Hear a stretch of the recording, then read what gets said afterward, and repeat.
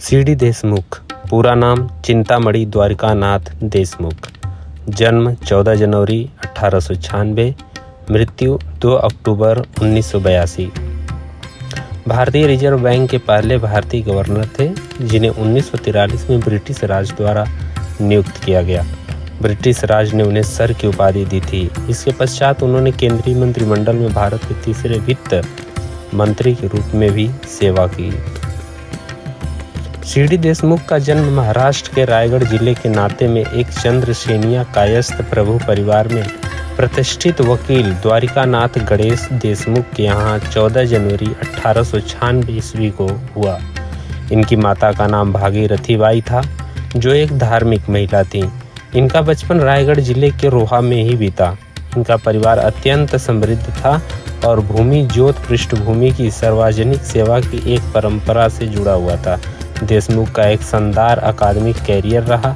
उन्होंने बम्बई विश्वविद्यालय से 1912 में मैट्रिक परीक्षा प्रथम श्रेणी में उत्तीर्ण की और संस्कृत में पहली बार छात्रवृत्ति प्राप्त किया। इसके पश्चात 1917 में उन्होंने ईसू कॉलेज कैम्ब्रिज इंग्लैंड से वनस्पति विज्ञान, रसायन विज्ञान, भूविज्ञान के साथ स्नातक की परीक्षा उत्तीर्ण की, जहां उन्हें वनस्पति विज्ञान में फ्रैंक स्मार्ट पुरस्कार प्राप्त हुआ। अंततः वे 1918 में भारतीय सिविल सेवा परीक्षा में अव्वल रहे। बात करेंगे प्रशासनिक जीवन की। लंदन से ICS भारतीय सिविल सेवा की परीक्षा उत्तीर्ण करने के बाद वे भारत में विभिन्न पदों पर काम करते रहे। उन्होंने भारत के ब्रिटिश राज के प्रतिनिधि के रूप में वर्षों तक विश्व बैंक और अंतर्राष्ट्रीय मुद्रा कोष के गवर्नर के रूप में भी काम किया। बात करेंगे राजनीतिक जीवन की। 1949 ईस्वी में ICS से सेवानिवृत्त होने के बाद वे भारतीय संसद के सदस्य और योजना आयोग के सदस्य बनाए गए। 1950 में उन्हें देश के वित्त मंत्री के रूप में नेहरू जी के मंत्रिमंडल में सम्मिलित किया गया।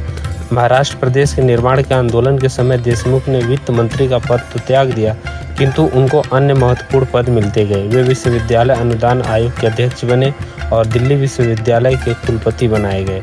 देशमुख ने 1975 में राष्ट्रपति ने पद्म विभूषण के अलंकृत से सम्मानित किया। उन्हें कई पुरस्कार मिले।